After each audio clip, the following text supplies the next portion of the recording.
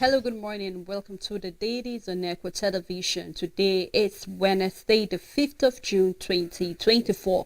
And we are saying that Labour have suspended their strike for the next 1 week because pending negotiation from the federal government. So we can see that various businesses are beginning to start working gradually, such as the power sector and other sectors are beginning to gain ground. So we'll keep our fingers closely. Do remember you can drop your views, your comment, your opinion concerning these and other stories that we will be looking at this morning. I am Stella Elisha Dasho.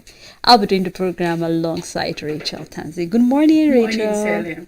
All right, we shall go straight into the paper, starting with the New Telegraph newspaper. The big story on the paper: Labour strike. Nigeria lost 3 trillion naira first day of action, says OPS. Warns key economic sectors will experience instability as Labour relaxes nationwide strike for 1 week. Senate berates Labour for national grid shutdown. Hatch flight disruption, plans legislation to stop reoccurrence. You can find details on page 2 and 3. How airlines are with the details on the front page.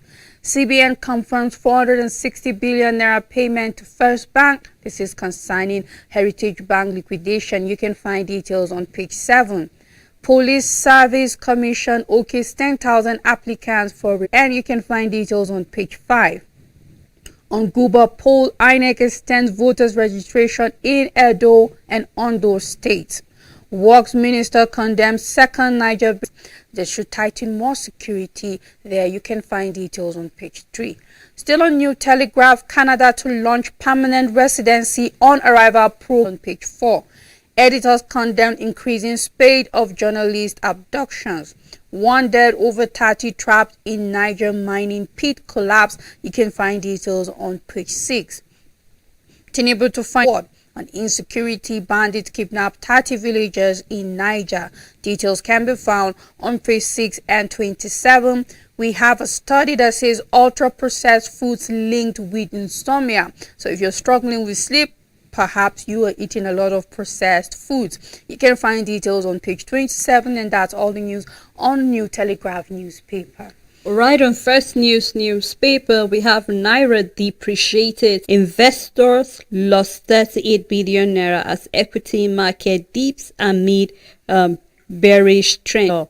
The issue of the NUEE.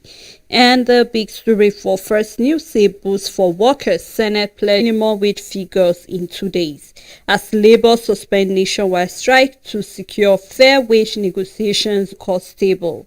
Election losers won't go to court if judiciary is upright. This is coming from Jonathan, the former president of Nigeria. And on the second Niger bridge vandalism, Umahi condemns the act, labels it ruthless sabotage. More detail found in the paper as well. We are having a picture story here. The president, Tinubu, inaugurating the Atra Road 20 from the Northern Parkway in on Tuesday. That's yesterday, and that's all on First News newspaper.